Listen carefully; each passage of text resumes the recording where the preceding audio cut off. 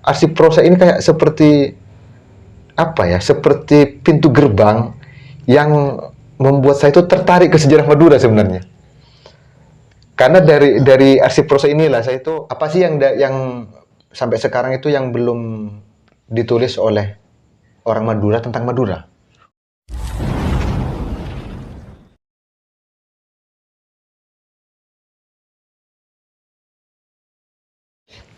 Oke. Kita kembali akan ngobrol-ngobrol yang sebelumnya kita ngobrol-ngobrol dengan orang Wonosobo, berbicara tentang Wonosobo. Nah, sekarang kembali ke Madura. Saya ini ingin ngobrol-ngobrol dengan yang punya arsip Madura. Nah, Arsip prosa. arsip prosa Madura. Nah, kita akan mengulik dari apa yang selama ini beliau tahu tentang Madura secara arsip prosa Madura. Beliau adalah Fajri Andika, senior lintas angkatan di UIN Sunan Kalijaga Yogyakarta. Mungkin perkenalkan diri dulu, cara pribadi. Halo anak sosiologi Fishum UIN Sunan Kalijaga. Apa lagi ya? Angkatan lumayan tua. Nggak perlu saya sebut, nanti pada kabur. Oke. Oke, silahkan. Oke. Nah, gini. Langsung aja berarti. Kita sambil ngobrol ngalir aja. Nanti dikat aja ya. Hah? Yang tadi dikat ya. Yang tadi dikat ya. Terus. Gimana sih sejarah adanya arsip prosa Madura itu? Sebenarnya tentang pengarsipan itu, yang tentang prosa, kemarin sempat ngobrol-ngobrol sebenarnya dengan di channel Story Rohman apa Rohman Story, itu juga orang Pamekasan di sini. Oke. Waktu itu mungkin cuman segmennya beda ya, segmennya beda. Jadi sekarang saya akan dari sudut pandang yang lain. Mungkin teman-teman sudah nonton di channel itu. Ya. Kalau dari segi umur itu arsip prosa umurnya udah berapa? 19, 19, 21. Udah 5 tahun. Udah 5 tahun, yang sebenarnya dulu sejarah awalnya itu sebagai penebusan dosa sebenarnya waktu itu. Penebusan dosa seperti apa itu? Penebusan dosa karena waktu itu bisa dibilang pensiun nulis sastra. Oke. Pensiun nulis sastra, tapi kalau ketemu teman-teman pertanyaannya masih gimana cerpennya, gimana puisinya, padahal sebenarnya udah lama nggak nulis. Nah, gitu. Pada akhirnya waktu itu ada teman yang namanya Matoyo, sekarang sudah di Madura, berinisiatif. Kan sebelumnya memang ada arsip sebenarnya, arsip puisi. Itu yang ngelola awalnya Selendang Sulaiman, yang kemudian diganti oleh teman-teman yang lain. Itu arsip prosa arsip puisi Madura atau arsip puisi teman-teman Madura? Iya, arsip puisi penyair Madura itu sebenarnya ngumpulin puisinya orang-orang Madura. Bukan cuma teman berarti? Bukan hanya teman, umum siapapun. Yang penting orang Madura. Oke. Sama, itu arsip prosa seperti itu. Nah, kembali ke yang tadi, itu sebenarnya awalnya yang arsip puisi itu yang bikin Selendang Sulaiman. Karena waktu itu Selendang itu dikenal sebagai penulis puisi, makanya bikin arsip puisi. Nah, karena saya dulu dikenalnya nulis cerpen, akhirnya Selendang bilang gini, gimana kalau kamu bikin arsip tentang cerpen? Itu kalau nggak salah tahun 2013 atau 14, waktu itu masih kuliah waktu itu. Oke. Terus saya bilang ya udah nanti aja, kamu aja dulu yang bikin. Ya udah, arsip puisi jalan. Nah, lama-kelamaan beberapa tahun kemudian merasa, oh iya ya, saya sudah nggak nulis cerpen, ini gimana biar tetap biar tetap bersentuhan dengan sastra gitu. Akhirnya kebetulan ada teman yang kebetulan waktu itu lagi panas-panasnya nulis cerpen berbahasa Madura waktu itu. Akhirnya saya ajak, akhirnya mau. Oke. Ya udah jalan. Awalnya bikin website dulu, terus sosial medianya bikin. Ya udah jalan waktu itu. Awalnya itu kategorinya cuman cerpen berbahasa Indonesia sama cerpen berbahasa Madura, dengan kategori yang untuk cerpen berbahasa Indonesia itu yang dimuat di media baik cetak maupun online. Yang bahasa Indonesia. Yang Indonesia, yang bahasa Madura. Oh, itu berarti cerpen-cerpen yang udah cetak di koran ataupun di mana-mana yang diarsipkan. Bukan yang cerpen-cerpen baru orang-orang Madura nulis dimasukkan. Bukan. Iya, bukan gitu. Nah, untuk yang kategori cerpen bahasa Madura, baik dimuat atau belum dimuat, baik sudah dibukukan atau belum, Baru buat atau Baru buat. udah lama. Yang penting di situ tempat beraktivitas, karena waktu itu teman-teman yang nulis cerpen dengan bahasa Madura banyak, Oke. tapi wadahnya nggak ada. Oke. Hanya itu sebagai wadah bagi teman-teman yang nulis dengan pakai bahasa Madura waktu itu. Ya itu aja dua awalnya cerpen bahasa Indonesia. Akhirnya nambah. Mulai ada resensinya, mulai Oke. ada Dari puisi, cerpen, ada resensinya, resensi. terus ada naskah dramanya, pada akhirnya naskah teater, Nah, terus ada esai sama cerita rakyat pada akhirnya. esai sama cerita rakyat. Yang penting syaratnya, yang penting orang Madura, Berarti apa aja bebas, yang penting orang Madura yang nulis. orang main nulis. Karena kalau umpama bahasa Indonesia harus udah dimuat atau udah enggak? untuk yang cerpen itu tetap harus dimuat. Selain cerpen, Selain cerpen bebas. puisi atau apa? Bebas. Puisi ada arsip puisi lain, website lain itu. Oh, lain. Lain. Arsip puisi ada websitenya sendiri, arsip prosa ada websitenya sendiri. Yang prosa itu isinya apa aja? Ya itu tadi. Cerpen bahasa Indonesia, bahasa Madura, Nah, resensi, resensi, esai, esai, naskah drama, naskah drama, sama cerita rakyat. cerita rakyat. Cerita rakyat. Nah, cerita rakyatnya ini cerita rakyat. Khusus cerita rakyat ini cerita rakyat Madura yang ditulis oleh orang Madura. Oke. Karena ini biar Nah, berarti kan cerita rakyat Madura bukan cerita rakyat Bukan. Jawa atau apa, tapi yang di bahasa Madura kan, bukan? Bukan, ya terserah bahasa Indonesia, Bapak bahasa Indonesia, bahasa Madura, yang penting cerita rakyat Madura. Oke. Yang ditulis oleh orang Madura. Oke. Tuh. Nah, terus selama ini cerita, kembali lagi, berarti kalau puisi dulu, puisi itu nggak ada berarti di prosa Madura? Nggak ada, karena puisi itu muncul duluan. Puisi tadi ceritanya, puisi itu kalau nggak salah 2014 atau 2015. Oke. Arsip prosa ini baru 3 atau 4 tahun kemudian. Oh, lama. Sampai sekarang arsip puisi Madura masih ada? Kayaknya masih pingsan kayaknya masih. Oh, masih mati suri ya? Bukan mati suri, pingsan. Oh, pingsan. Kadang muncul, kadang enggak, kadang muncul, kadang Oh, enggak. gitu. Ya biasa mungkin pengelolanya lagi Oh, bukan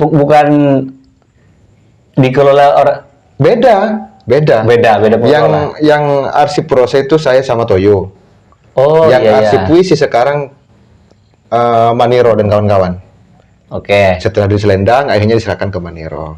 Oh, berarti dapat ide arsip prosa itu dari arsip puisi. Ada arsip puisi, makanya Oke. arsip puisi itu kakak. Nah, kakak berarti kakak angkatan lah ya, senior. Kakak angkatan senior. Oke. Karena dulu yang ngajak selendang, cuman waktu itu karena mungkin dulu saya lagi sibuk garap tugas akhir, nggak Oke. sempat. Dan sadarnya itu beberapa tahun kemudian. Ah, Cuman yang menarik itu dari karena gini awalnya dulu itu, selain karena penebusan dosa juga karena ingin. Jadi kan kalau di UIN itu kayaknya sulit kita mencari orang Madura yang tidak bisa nulis puisi. Pasti bisa nulis puisi semua. mayoritas lah. Mayoritas ya, karena kalau kita baca di koran tiap hari Minggu itu pasti ada nama anak Madura. Oke. Intinya Madura itu tidak pernah kehabisan stok penyair. Oke. Nah, cuma pertanyaannya saya mau bilang bahwa orang Madura itu tidak hanya nulis puisi. Nah, Orang Madura juga bisa nulis cerpen, esai, naskah drama, cerita rakyat. cerita rakyat. Ada yang selain puisi itu juga banyak yang nulis. Akhirnya itu pada akhirnya. Saya tegaskan bahwa Terus itu apa? Arsip Madura berarti apa tadi? arsip Cerpen. Madura itu arsip prosa sama arsip puisi. Iya, arsip Madura itu proses sama puisi. Arsip prosa sama puisi. Di bawahnya arsip Madura ada arsip prosa sama arsip puisi. Arsip puisi. Oke. Tapi itu beda website, beda sosmed. Tapi tetapi satu nama arsip Madura. satu payung. Satu payung. Satu payung. Berarti kalau semua fakultas, apa namanya? Kalau universitas, Ini itu fakultas. kampus, ini fakultas. Oke. Kampusnya kampus Arsip Madura. Fakultasnya fakultas prosa, fakultas puisi. Oke. Gitu. prosa, arsip prosa. Oke. Untuk arsip puisi. Arsip puisi. Apa tadi arsip prosa? Ada cerpen, ada cerita rakyat, Cerpen bahasa Indonesia, bahasa cerpen Madura. bahasa Indonesia, bahasa Madura, cerita rakyat, baik bahasa Indonesia, bahasa Madura. Yang penting cerita orang Madura. Orang Madura. Terus Esai, resensi, sama naskah drama. Naskah drama. Ada lagi? Itu di websitenya. Di websitenya. Berarti ini apa namanya?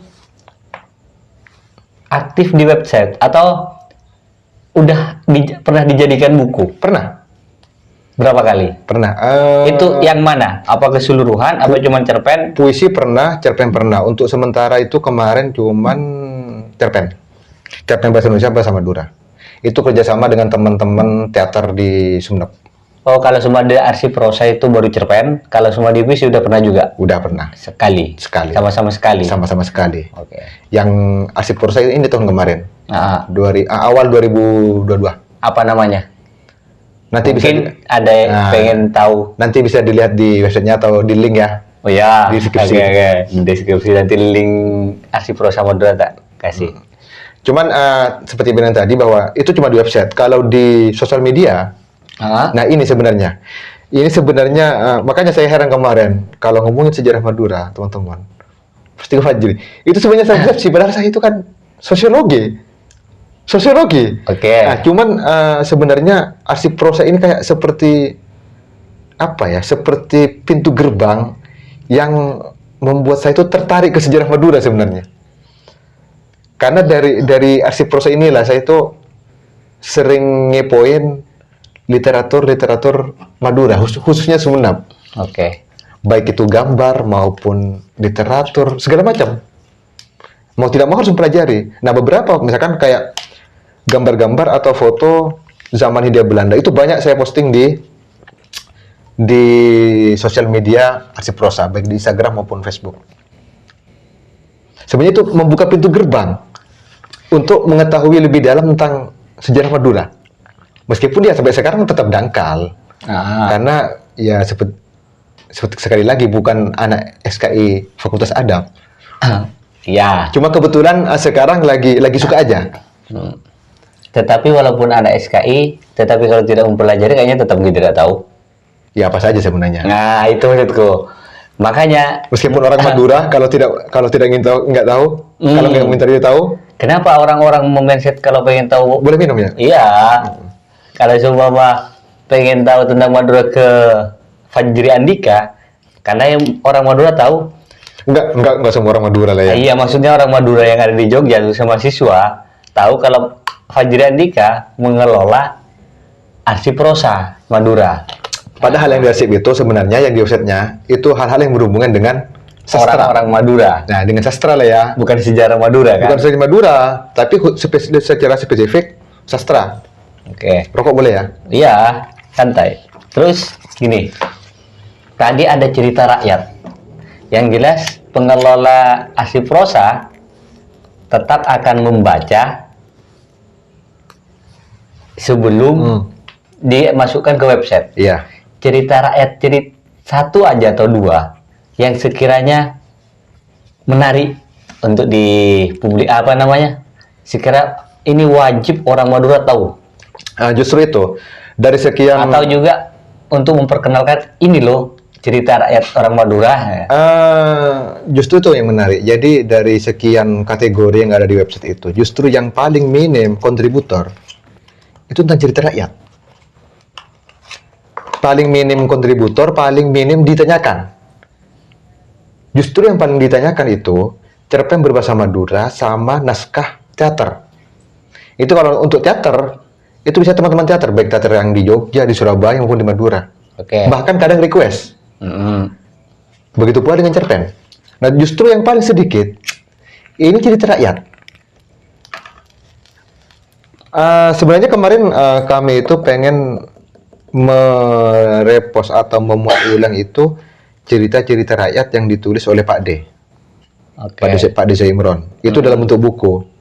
Cuman kemarin kebetulan Pak D itu banyak cerita. Banyak kan. Nyari, kalau misalkan nyari di toko buku itu mungkin sekarang sulit, mau cari di mana. Yang mau Swan, masih di Jogja. Nah, itu sebenarnya kendalanya itu.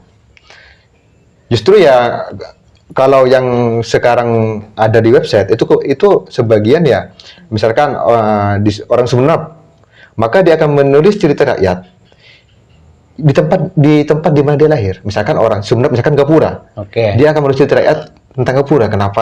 Kenapa dikasih nama Gapura? Itu siapa yang ngasih? Itu mereka sesuai dengan di mana mereka lahir. Oh ya, oke. Semua contohnya ada di tetangga desaku ada candi. Candi. Mungkin apa ada candinya atau Karena gimana? candi, apa ini ada hubungannya dengan budaya Hindu zaman dulu mungkin? Seperti itu. Justru ya itu yang ditanyakan. Justru yang paling minim. Yang paling minim. Justru, nah pada akhirnya ini berubah dari orang-orang yang pertama itu tertarik di website, akhirnya tertarik ke Instagram. Karena di Instagram itu yang justru menarik bagi masyarakat ketika posting gambar-gambar yang sama sekali tidak ada hubungannya dengan sastra. Contohnya? Contoh misalkan posting foto misalkan Sumeneb atau Bangkalan atau Sampang atau Pamekasan tahun 1930. Oh, berarti tentang sejarah. Tentang sejarah. Atau misalkan potret Bupati atau Adipati Sumeneb zaman Hindia Belanda, itu pasti banyak. Atau misalkan itu kan banyak, misalnya kayak bagaimana petani garam di lahan mereka. Misalkan abad 19, tahun 1800 sekian. Itu pasti banyak yang minat. Justru yang tidak ada hubungannya dengan sastra. Ya mungkin karena mereka ternyata Madura dulu kayak gini ya. Misalkan kayak kami kemarin pernah posting bentuk pelabuhan Kamal tahun akhir abad 19. Mungkin di situ menariknya. Oh, dulu tidak semewah ini ya pelabuhan ini ya. Oh, dulu seperti ini. Justru tidak ada hubungannya sama sekali. Makanya saya kemarin bertanya sama sendiri. Ini arsip prosa. Tapi ini kok lebih meluas, bukan kayak prosanya hilang, kayak menjadi arsip Madura. Kan di Instagram ada penambahan lah dari yang tema yang ada di website tadi. Kan berarti ada sejarah atau apa? Ada sejarah. Ke website itu juga masuk nggak? Anggap aja ada cerita-cerita sejarah Madura. Nggak ada. Belum ada. Belum ada. Ini kalau di website spesifik yang tadi. Oh, berarti di itu cuma gambar. Cuma gambar. Nggak ada penjelasan. Ada. Kalau di Instagram ada sama penjelasannya. Ditaruh di deskripsi. Deskripsi. Nggak ke pendean. Enggak. Cukup. Berarti ada Bangkalan, Bangkalan, Sampang, Pamekasan, Sumeneb, Kepulauan. Oke. Yang menarik dari 4 kabupaten itu apa dalam sejarah yang dipostingkan? Tadi bilang yang lebih banyak tertarik orang-orang itu pas postingan tentang sejarah.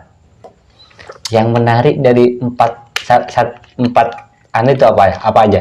Di Pamekasan apa yang paling menarik? Di Sumeneb apa? Kerajaannya, atau sebelum ada ada Arya Wiraraja yang banyak orang pertama kali kenal itu saya paham ini arahnya kemana. Sebagai raja pertama, apakah ada kerajaan juga sebelumnya?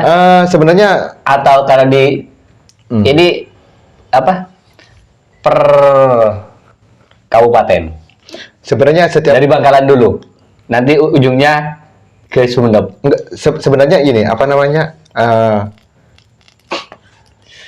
saya sebagai orang Sumeneb ya, Sumeneb memang harus tetap bersifat objektif meskipun nggak ada kalimat objektif ketika diungkap oleh satu orang. Karena itu pasti subjektif. Nggak bisa, nggak ada kata objektif sebenarnya. Ini cuman saya bilang dari pengelola arsip prosa Madura yang di Instagram karena juga memposting sejarah-sejarah di Madura. Iya, makanya kami itu tetap berusaha imbang.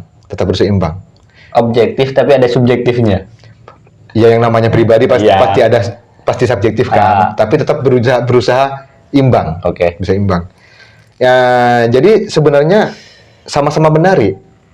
Pasti orang ketika posting tentang Bangkalan, Oke. pasti yang menyukai, pasti orang Bangkalan. Kalau tentang Sampang, pasti orang Sampang. Orang Pamekasan pasti, orang Pamekasan. Sumenep pasti, orang Kepulauan pasti. Oke. Pasti kalau misalkan posting tentang Sumenep, yang komen pasti orang Sumenep. Wah, ternyata begini Sumenep dulu ya. Aku makin bangga jadi orang Sumenep. Oke. Orang ketika tentang Pamekasan, pasti juga seperti itu. Iya. Kepulauan juga pasti. Karena setiap region atau setiap wilayah itu pasti memiliki keunikan tersendiri Oke. dan memiliki sejarahnya sendiri. Jadi gitu. Terus apa yang menarik dari 4 kabupaten itu? Sama-sama menarik. Maksudku bukan sama-sama menarik, bukan pilih salah satu yang menarik, bukan. Di Pamekasan apa yang menarik? Di apanya mana? Di Sampang apanya? Di gini, kalau di Sumenep mungkin dikenal sampai sekarang kan sistem kerajaan. Maksudnya kondisinya lah, bukan anunya, bukan apa, bukan pemerintahannya. Tapi kondisinya kan masih ada. Baik itu masjidnya masih sisa kerajaan, terus ada museum kerajaan dan sejenisnya. Masih ada. Ya mungkin apa ya, berbicara tentang Sumenep ya, jadi Sumenep. Mungkin kelebihan Sumenep sekarang mungkin karena di Madura satu-satunya keraton yang masih utuh sampai sekarang itu hanya di Sumenep. Di Jawa itu ada Jogja, Solo, Oke. Cirebon. Di Madura hanya di Sumenep. Mungkin itu. Kalau di Sumenep. Dalam konteks Jawa Madura ya. Iya. Ya, di Madura satu-satunya anggaplah keraton yang meskipun sekarang berubah jadi museum yang masih eksis. Oke. Ya tinggal Sumenep. Selain di Sumenep, di Pamekasan, Sampang, Bangkalan juga ada kerajaan nggak dulu? Ada juga. Ada yang makanya dulu itu ada yang disebut dengan Madura Timur, Madura Barat kan. Madura Barat itu meliputi Sampang, Bangkalan. Oke. Timur, Pamekasan, Sumenep. Oke. Nah, jadi kan secara histori itu dari beberapa yang saya baca mungkin ya kalau salah silakan dikoreksi.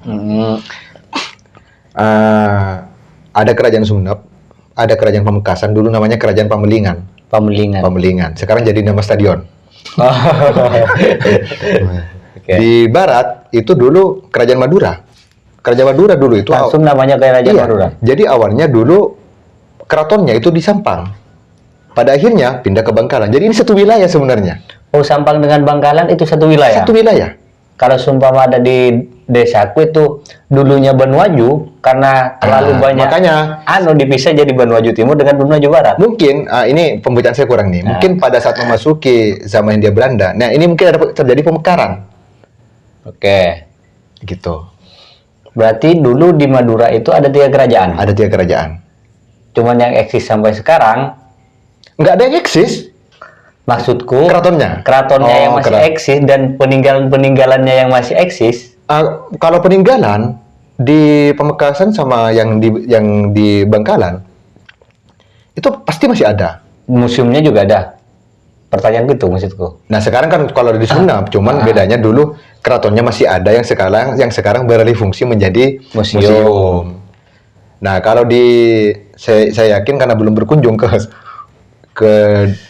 3 daerah lain, mungkin kalau misalkan kayak Guci atau Arca atau apapun itu mungkin masih ada di museum masing-masing. Nah mungkin cuma bedanya Sumenep sekarang itu kan keraton yang langsung beralih fungsi menjadi museum. Ya. Nah, itu. Jadi mungkin ya Sumenep sekarang ya karena keratonnya masih ada. Kalau di Jawa kan ada di Jogja sekarang, Jogja, Solo sama Cirebon.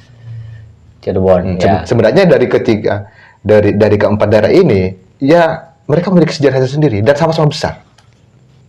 Sumenep begini, Pamekasan begini, dan di bagian barat begini. Gitu. Terus apa namanya? Mungkin kalau untuk sekarang mungkin ya yang membedakan di antara 4 kabupaten ini dan juga tambahan kepulauan di Sumenep Mungkin kalau sekarang biasa dilihat mungkin ya lebih ke dialek mungkin ya, atau aksen mungkin. Yang bisa membedakan sekarang mungkin. Ah. Oh, kalau dialeknya seperti ini, oh ini orang Bangkalan. Kalau seperti ini orang Sampang, kalau seperti ini orang Pamekasan, kalau seperti ini orang Sumeneb. Mungkin seperti itu. Kalau mungkin secara kultur ya sama. Meskipun ada bedanya sedikit-sedikit. Bahasa Bahasa tuh gini. Kata mungkin nggak tahu ini apa hanya menurut orang Sumeneb atau menurut secara umum. Katanya kalau di Madura yang halus bahasanya itu bahasa halusnya Madura itu ada di Sumeneb. Kalau semua Jawa itu ada di Solo ataupun ada di Jogja. konon seperti itu. Apakah itu benar, dan juga kalau benar apakah karena kerajaan yang masih eksis, maksudnya peninggalan-peninggalan kerajaan yang masih eksis sehingga membuat bahasa halus itu masih bisa bertahan? Enggak, mungkin Soalnya saya lihat antara bahasa halus Jawa dengan bahasa halus Madura itu hampir sama. Kalau nyampe halusnya. Sebenarnya menurut saya itu untuk bahasa itu tidak bisa dipisahkan dari kondisi geografis dan lingkungan. Kita tidak usah membedakan misalkan antara orang Sumeneb sama orang Sampang. Kita bedakan misalkan antara Sumeneb daratan dengan Sumeneb pesisir dan kepulauan. Pasti beda. Orang pesisir pasti lebih keras. Karena apa? Kalau kita sudah terbiasa di pantai, kalau manggil, kalau pelan, gak kedengeran. Ya. Nah, kalau orang daratan, itu pasti gak pelan, karena ngomong pelan aja itu pasti kedengeran. Beda juga dengan kepulauan. Pasti juga ya terpengaruh oleh kondisi geografis. Bukan karena adanya kerajaan. Menurut saya enggak, karena semuanya Bukan bahasa, bukan keras enggaknya ya, bahasa halus enggaknya. Maksudnya kalau seumpama ada kan, kalau di Madura ada kok, terus kaula, abcina, dan sejenisnya. Kalau semua di Jawa kan ada kulo. enggak, kalau menurut saya itu tentang dialek ya, tentang dialek halus tidaknya itu menurut saya itu dipengaruhi oleh itu tadi, kondisi geografis. Kita kalau misalkan ada di pesisir atau pantai, kalau ada di sana tidak mungkin dengan suara pelan. Nah, apalagi orang yang memang asli sana, yang sudah sejak kecil memang terbiasa. Kita lihat enggak, misalkan teman-teman di sini, teman-teman yang dari pesisir sama yang daratan, pasti beda. Apalagi kalau yang awal-awal misalkan di Jogja ya. Meskipun ngomong dia sebenarnya dia merasa pelan sebenarnya, padahal bagi orang lain keras. Paham? Ya maksudku itu bukan pelan kerasnya, tapi bahasa gini. Orang yang pernah mondok dengan orang yang tidak pernah mondok, yang jelas banyak tahu bahasa halus orang mondok. Nah, makanya itu tadi lingkungan. Nah, kalau misalkan tadi itu dihubungkan dengan misalkan masalah kerajaan tadi, nah itu tugas sejarawan itu untuk meneliti lebih lanjut.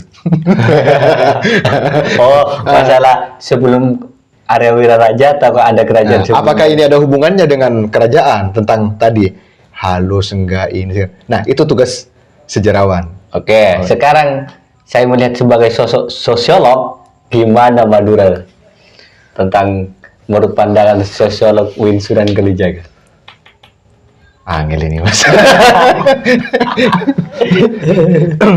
Angel ini, Mas. Ya, cuman gini. Ini karena berangkat sebagai arsip prosa ya. Iya. Saya kemarin juga pernah di interview sama teman-teman dari UI tentang ini, sebenarnya bisa UII apa UI? UI Jakarta. UI Jakarta. Oke. Depok apa Jakarta sih? Ya Depok. Ya, Tapi yang dikenal Jakarta. Ya, UI Jakarta. sana lah ya. Ini sebenarnya ada hubungannya, bisa luas nanti. Kemarin teman-teman di sana tuh nanya, apa sih yang sampai sekarang itu yang belum ditulis oleh orang Madura tentang Madura, khususnya sastra? Oke. Nah, jawaban saya satu. Yang belum ditulis adalah tentang laut. Intinya tentang laut itu tentang kehidupan sosial masyarakat baik pesisir maupun kepulauan. Pesisir atau Kepulauan. kepulauan. Belum ditulis atau belum ada orang Belum yang tahu? ditulis secara serius. Kayak Mahwi Air Tawar, Apanya? tulisannya bukan tentang lekung atau pesisir lekung. Cuma Mah Biar Tawar kan? Iya. Intinya kan belum ditulis sama serius. Intinya kan semuanya itu mayoritas teman-teman itu nulis tentang daratan. Tentang daratan. Kalau misalkan kita ya, kita misalkan non fiksi ini. Kalau kita baca historiografi Madura, itu kebanyakan tentang daratan. Misalkan Ah, Kunto Wijoyo itu tentang daratan di Sampang Benggalan. oke. Hubdiyong itu di sumber daratan. Di daerah mana? Perinduan. Oke. Helena Boiver itu orang Prancis, itu di daerah Batu Putih. Oke. Ada nggak yang nulis tentang, misalkan, sejarah masuknya Islam ke Madura? Itu pasti, nyentuhnya pasti dari barat. Belum ada yang membahas tentang masuknya Islam dari pesisir. Contoh misalkan di Sumenep itu ada makam, kalau antum kan sering ziarah kan, pasti sudah tidak asing dengan Sunan Padusan. Oke. Di daerah, itu Persanga atau apa ya? Ya. Daerah Persanga. Letusan. Sunan Padusan ini ada dua versi. Ah, Versi pertama, dia masih keturunan Kestandur, Katandur. Katandur. Oke. Dan itu tercantum di makamnya ada kan? Di makamnya Oke. ada. Versi pertama. Nah, versi kedua ini jarang yang nulis. Kalau baca bukunya Pak Abdurrahman, itu Bupati Sumenep, orang intelektual yang pernah jadi Bupati Sumenep, dalam bukunya itu yang judulnya Sejarah Madura Saling Pandang. Itu Sunan Padusan, itu bukan, dia sebenarnya orang Gujarat. Orang Gujarat yang mendarat di Kaliangat, Oke. itu pada masa Joko Tole. Joko Tole itu abad 15 kalau nggak Joko salah. Tole itu di mana sih sebenarnya? Bentar dulu, jangan melebar dulu. Jangan melebar iya, dulu. iya. Itu hidup pada masa Joko Tole abad Oke. 15. Jadi dia mendarat di Kaliangat. Ah, Terus dia dari Kaliangat sekarang ke daerah Pabresen. Kalau teman-teman Pabresen. Oke. Nah, pada masa Joko Tole ini dia itu kayak berdakwah di sana. Mm-mm. Itu sebenarnya Sunan Padusan itu julukan sebenarnya. Oke. Itu julukan, bukan nama aslinya. Nah, kenapa dinamakan Sunan Padusan? Jadi setiap kali dia berdakwah, terus ada santrinya yang misalkan udah bisa ngaji, itu santrinya itu kalau ke bahasa Maduranya itu tutus, Epandi. Oke. Makanya dia itu diberi nama Sunan Padusan. Nah, di dalam bukunya Pak Abdurrahman ini disebutkan, nah, karena dia itu tertarik dengan metode dakwahnya Sunan Padusan, makanya Joko Tole ini pada akhirnya masuk Islam.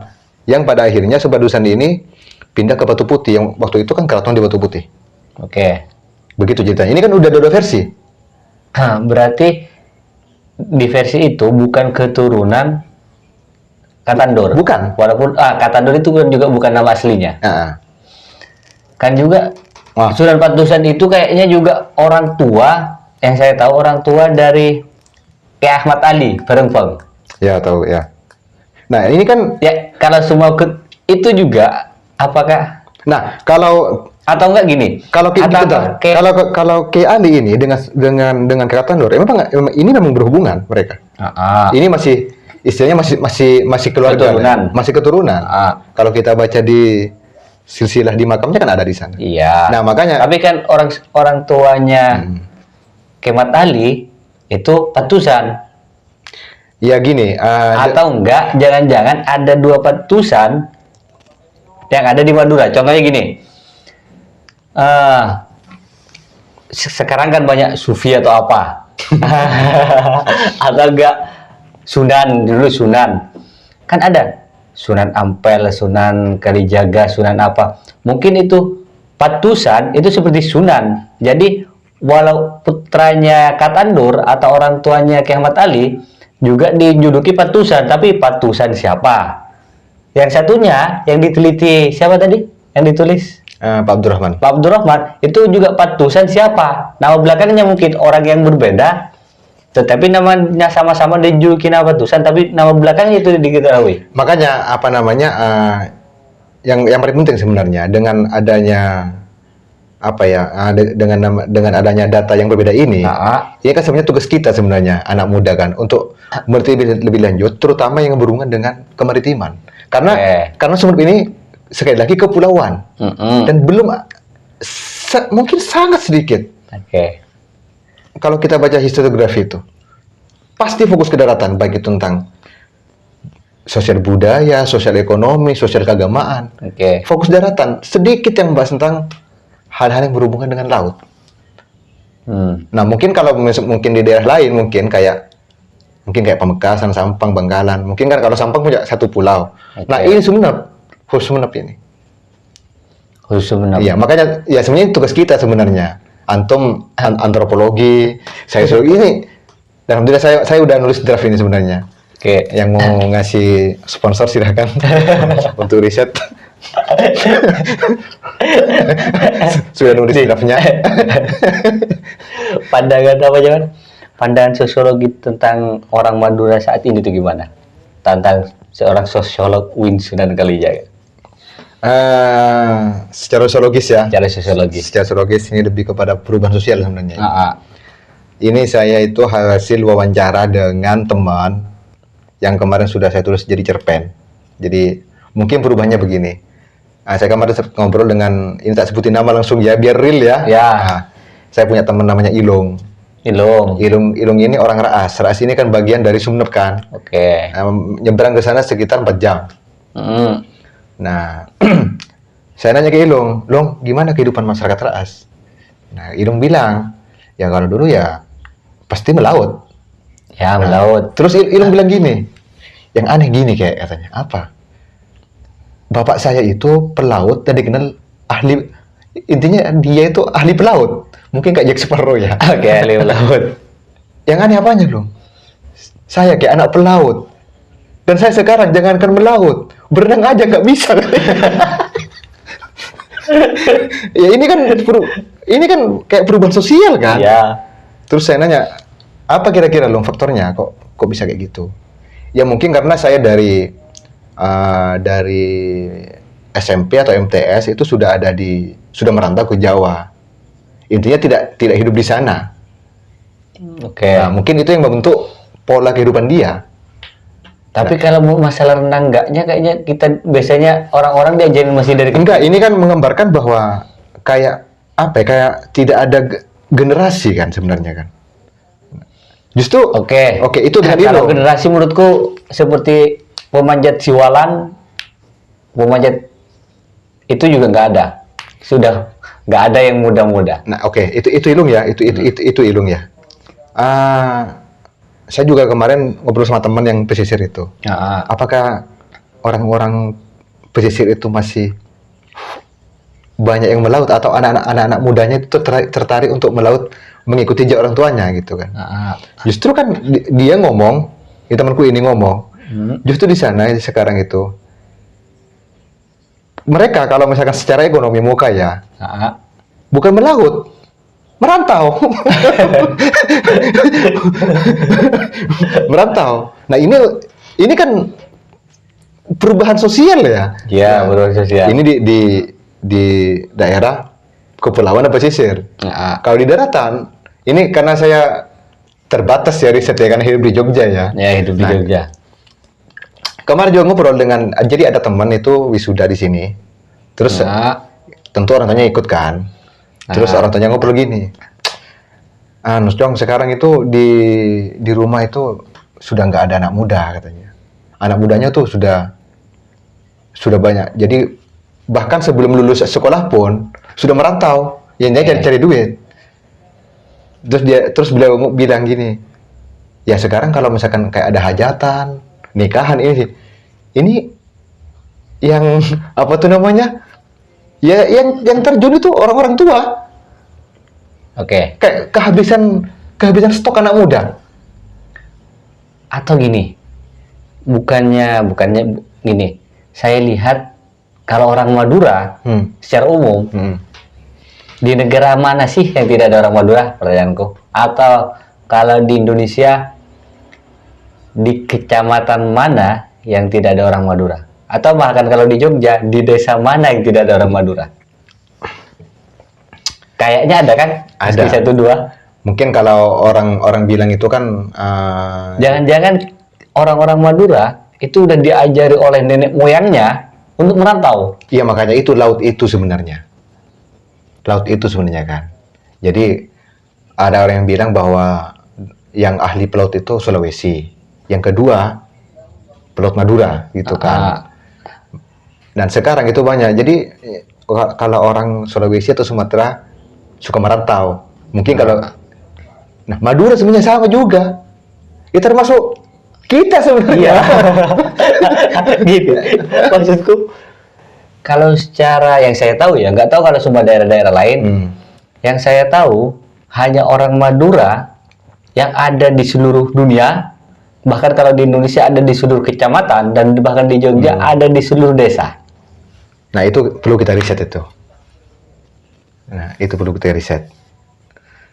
Tapi intinya menurut saya ya memang orang Madura ini punya jiwa merantau yang sangat tinggi sebenarnya. Iya kan, kan saya bilang sebenarnya merantau itu untuk kaya atau apa sebenarnya udah diajari oleh nenek moyang kita. Iya, makanya kalau misalkan saya sekarang merantau dan tidak pulang-pulang, jangan salahkan saya.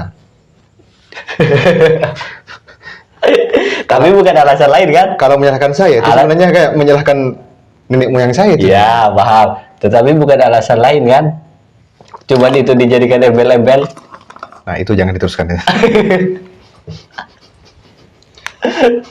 Di stop di situ ya. Stop di Pertanyaannya. Bahaya ya. Nah, terus gini, sebagai perantauan sekarang, kita bicara perantauan. Sebagai orang Madura yang ngerantau, khususnya di Jogja, gimana hidup perantauan dengan hidup di rumah? Apakah ada keinginan untuk pulang kampung, pulang ke Madura, ataukah pengen tetap di perantauan dan tinggal di perantauan, jadi orang perantauan? Terus nasib orang tidak ada yang tahu iya, ya. tetapi kan rencana. Iya. Masa depan orang tidak ada yang tahu ya. Ya untuk sekarang belum ada rencana. Belum ada rencana back to Pulau Garam. Ya mungkin karena pertama ya jelas Jogja itu istimewa. Oke. Yang kedua ya mungkin karena ya itu sudah kerjaan di sini, ya kan? Ya itu sudah nggak tahu ya, udah nyaman aja gitu. Intinya kalau orang yang berhubungan itu kayak susah move on. Susah move on. Susah move on. Mungkin bukan hanya susah, Nggak mau move on. nggak bisa. Nggak bisa apa nggak mau? Nggak bisa. Terus cara mengembangkan kembali lagi ke arsip prosa. Oke. Ini kita terlalu lebar kemana-mana. Nah, ini kan tema arsip prosa. Arsip prosa, gimana caranya untuk mengembangkan arsip prosa? Atau bahkan udah di Instagram ada tentang sejarah-sejarah Madura yang diposting, walaupun mungkin suatu saat juga di website arsip prosa akan nulis tentang sejarah. Gimana mengembangkannya kalau semua jenengan ada di perantauan? Ya sebenarnya di era digital tuh sebenarnya fisik itu nggak jadi masalah ya. Cuman kalau misalkan arsip prosa misalkan mau mengumpulkan data-data sejarah mungkin ya kan bisa kita langsung riset. Oke. Langsung riset misalkan mau tentang Bangkalan ya kita ke Bangkalan, Sumenep ya ke Sumenep. Kalau atau misalkan mau nyari data ke Leiden Belanda, kalau ada yang mendanai, Oke. silahkan. Gini. Mungkin Pemda mau mendanai silahkan. Ke Leiden atau British. Kok jelek-jelek kan? Gini, itu gini. Yang saya tahu di antropologi, jadi kan udah tadi disebut saya antropologi. Yang saya tahu dari antropologi, untuk mengetahui suatu budaya di suatu daerah, kita harus tinggal di daerah itu. Bahkan kalau sumpah harus memungkinkan untuk berkeluarga daerah itu, kita harus berkeluarga untuk mendapatkan sebuah informasi itu. Dan bahkan seperti Cleveland God di Jawa itu berpuluh-puluh tahun sehingga melahirkan yang dikenal itu agama Jawa itu berpuluh-puluh tahun. Bagaimana cara bagaimana cara mengembangkan arsip prosa, sedangkan tinggal di Madura? Kan saya bilang tadi arsip prosa itu kan tidak hanya saya. Ini Iya, tim. Nah kebetulan tim saya yang satunya tinggal di Madura. Ini kan bagi tugas. Satu ngulik data, satu yang mengelola data itu. Ini kan tim, ini bukan personal. Ini tim. Kalau untuk yang bagi Madura, di sana ada Matoyo, ada Maniro. Mereka tim observasi. Nah saya cuma tinggal ngolah data. Kalau perlu dibutuhkan, pulang ke sana. Berarti menurut saya intinya jenengan itu nggak mau pulang kan? Untuk sekarang belum.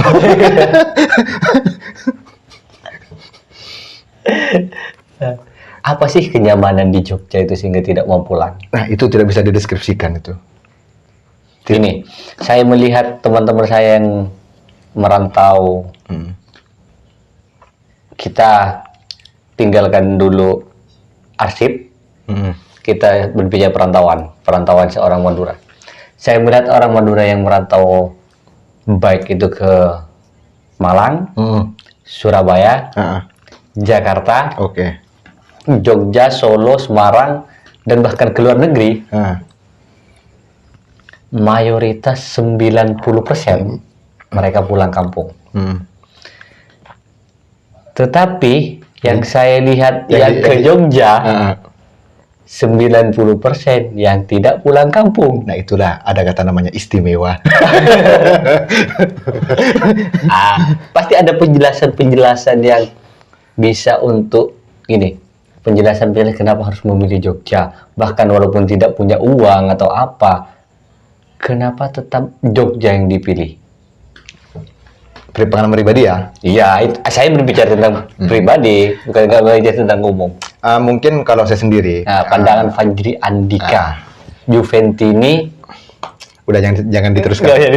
Jadi gini mungkin, ini karena pertama mungkin karena durasi saya ada di Jogja ya. Karena saya di Madura itu dari lahir sampai remaja. Berarti sampai umur 17-18 ya. Sementara di Jogja, setelah itu dari masa remaja sampai sekarang. Jadi pencarian jati diri dari kecil sampai remaja di Sumnap, Madura. Nah, pencarian jati diri dari remaja sampai anggaplah dewasa lah ya, anggap saja dewasa, udah dewasa ya. Ya di Jogja. Udah dewasa ya? Alhamdulillah mungkin iya. Ya mungkin itu karena durasi waktu kayak di Jogja sebenarnya ya kuliahnya itu kan bukan hanya di kampus. Tapi kalau menurut saya kuliah di mana-mana. Di warung kopi, di jalanan. Saya juga nggak tahu teman-teman yang kuliah selain di Jogja kayak mungkin di Malang, Surabaya atau Jakarta kok 4 tahun saya tuh lulus. Intinya ya cuma kuliah aja di sana. Nah, mungkin kalau saya sendiri ya itu mungkin karena sudah merasakan pahit, getir, manis, bahagia, terluka. Jadi kayak pengalaman hidup itu kayak ya sudah kayak menyatu. Itu mungkin yang salah satu yang membuat yang bisa move on gitu.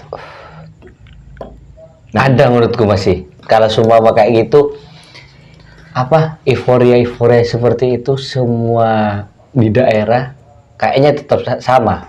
Mungkin itu ini kayak menurut kata Ibnu Arabi itu kamu dan bahkan gini, bahkan udah berkeluarga dengan orang luar Jogja, orang Madura berkeluarga dengan orang Kalimantan atau orang Sumatera atau dengan orang Aceh atau dengan orang Jawa Barat atau sejenisnya, tapi rata-rata memilih tinggalnya di Jogja. Dan bahkan dia belum tahu mau kerja apa di Jogja. Makanya intinya tuh kayak orang jatuh cinta ya. Hal yang pertama dipilih adalah kenyamanan. Ketika sudah punya rasa nyaman, kamu mau disakiti, mau di ini, ya gimana? Udah cinta. Tapi kan ada ungkapan kita harus keluar dari zona nyaman untuk kita maju. Untuk kita berkembang. Kalau sudah berada di zona nyaman, ngapain keluar? Berarti kalau sudah keluar itu bukan zona nyaman. Iya. Zona yang pura-pura nyaman. Iya kan ungkapanku tadi kalau semua pengen kita berkembang. Dan saya sekarang yang menurut saya yang penting memberi rasa kenyamanan. Kalau berkembang itu kan persepsi orang. Iya. Pilihannya gini. Kalau semua jenengan udah ya hampir kepala satu lebih lah ya di Jogja. Ada di Jogja. Itu yang membuat apa namanya? Apakah pengen di zona nyaman? Apakah pengen berkembang? Atau gini, dari dulu sampai sekarang, apakah hanya kenyamanan atau ada perkembangan? Menurut saya ya, yang saya cari utama kenyamanan. Oke. Kenyamanan. Berarti walaupun nggak berkembang, yang penting nyaman, nggak masalah. Nyaman. Kita merasa berkembang tapi tidak nyaman. Tapi tidak nyaman. Ngapain? Oke. Dan saya merasa nyaman. Iya, paham. Gini, kita awal-awal di Jogja, kita tetap tidak akan ngerasa kenyamanan, yakin nggak nyaman. Mungkin seminggu awal. Iya, sama. Keluar dari zona nyaman, yang awal-awal Itu kan sebenarnya bukan keluar dari zona nyaman, keluar dari zona tidak nyaman. apanya keluar dari zona Jadi keluar dari zona tidak nyaman ke zona nyaman. Kalau sudah nyaman zonanya ngapain keluar? Gini, kita kan hidup di Madura nyaman. Apakah nggak nyaman? Ada di Madura dulu sebelum ke Jogja? Nyaman. Itu perlu diteliti nanti. Karena belum flashback. Nanti kalau ngomong takut salah. Ini pertanyaan menjebak. Intinya kayak ini ya apa? Madura punya Sumenep. Dan Jogja ini kayak sepasang kekasih ini. Iya, tadi kan ada kawan gini. Nggak bisa terpisahkan ini, nggak bisa. Ada kawan ini. Keluar dari zona tidak nyaman, katanya tadi. Karena aku bilang keluar dari zona nyaman ke tidak nyaman. Ini ada karena aku mau tanya, apakah di Madura tidak nyaman? Sama-sama nyaman. Kan ke Jogja yang jelas 1 bulan atau ya ada proses tidak nyaman. Oke, gini. Jogja. Karena waktu itu tuntutan untuk kuliah. Oke, dia kan tetap keluar dari zona nyaman. Enggak, bukan keluar dari zona nyaman, pindah dari zona nyaman ke nyaman yang lain. Oke, belum tentu awalnya belum tentu nyaman. Ya optimis nyaman. Optimis nyaman kan? Nyaman. Okay. Dan akhirnya beneran nyaman. Iya. Sekarang Belum ada keinginan sekarang. Belum ada keinginan untuk merambah kenyamanan. nanti nggak mau nambah kenyamanan lain. Saya sudah bersyukur gitu. Gini, Kalau ini nggak mau disediakan. kalau seumpama nambah dari zona nyaman yang lain, bukan keluar enggak. Kalau nggak mau dibilang keluar bahaya ya kalau mau dia keluar dari zona nyaman. Itu Enggak maukah menambah zona nyaman? Dulu di Madura nyaman. Pindah ke Jogja, Nyaman. Awalnya nggak nyaman. Apakah nggak mau nambah? bukan nggak nyaman dulu mungkin. Beradaptasi dengan kenyamanan yang baru. Iya. Adaptasi. Makanya, apakah nggak mau beradaptasi dengan yang lain untuk membangun kenyamanan lagi? Untuk sekarang belum. Untuk sekarang belum. Belum. Umur berapa sih? 20. Beberapa tahun yang lalu. Ayo sudahi dulu. Sebelum yang terakhir, Ini ada dua. Mau ke Qatar ya? Ada dua yang saya pengen tahu. Pertama, tadi ada pertanyaan yang belum dijawab. Cerita rakyat apa yang paling menarik yang orang kirim di Prosa Madura? Dan yang kedua, apa kedepannya Prosa Madura seperti apa? Keinginannya atau pengennya Prosa Madura itu dibuat seperti apa? Yang untuk pertanyaan pertama itu yang menarik kemarin dari teman-teman tentang itu yang nulis kayaknya Umam kayaknya kalau nggak salah. Itu tentang cerita rakyat di Lombang. Oke. Cerita Lombang. Saya lupa namanya, tapi itu yang menurut saya menarik. Ceritanya gimana?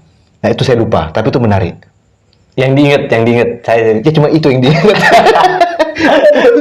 bukan inget berarti itu. Ingat yang tentang ada Lombang, ada tentang yang satunya itu yang daratan. Ya karena terbatas karena sangat sedikit kontributor yang tentang cerita rakyat.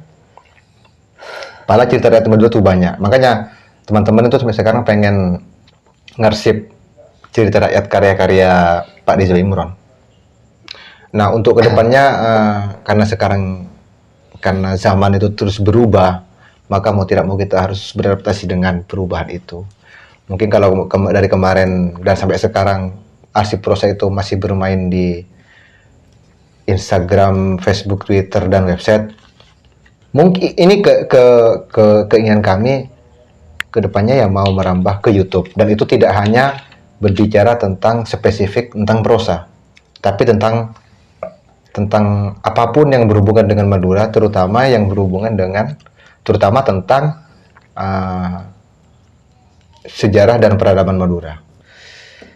Nah, yang kedua ya kami masih punya keinginan untuk yaitu membuat ensiklopedi tentang Bangkalan, Sampang, Pamekasan, Sumeneb Daratan, dan Sumeneb Kepulauan. Oke. Nah, ini draftnya sudah dibikin, tapi masih belum ada dana riset. Nah, kalau mau ngasih dana, silahkan. Sampang, Bangkalan, Atau Pamekasan, atau langsung Jawa Timur. Atau Jawa Timur. Atau Jawa Timur. Atau Sumeneb juga. Atau teman-teman yang sekarang sudah merasa kaya, mau berkontribusi, silahkan. Oke. Terus kalau sumpama ada orang Madura yang pengen ngirim tulisannya tentang Madura, baik berbahasa Indonesia atau berbahasa Madura, baik bentuk cerita Madura dan lain-lain, mau dikirim kemana? Ke Prosa Madura itu alamatnya di mana? Itu bisa ke email arsipprosa Madura. Apa emailnya? arsipprosa@gmail.com. Oke. Kalau di sosial medianya arsipprosa Madura. Kalau Instagramnya? Arsipprosa Madura. Arsipprosa Madura. Facebook, Websitenya? Twitter, websitenya arsipprosamadura.com. .com. Sekarang masih dalam tahap perbaikan Oke. untuk khusus website. Begitu kira-kira. Berarti dikirim ke sana ya. Nah, kayaknya kalau dilanjut ini kurang stabil. Karena kita mau ke Qatar ini. Kita bentar lagi mau ke Qatar, mau nonton Piala Dunia. Sampai di sini. Ini juga ada Good Day. Bukan sponsor sih, tapi siapa tahu. Itu aja colek dari saya. Sekian, sampai jumpa lagi.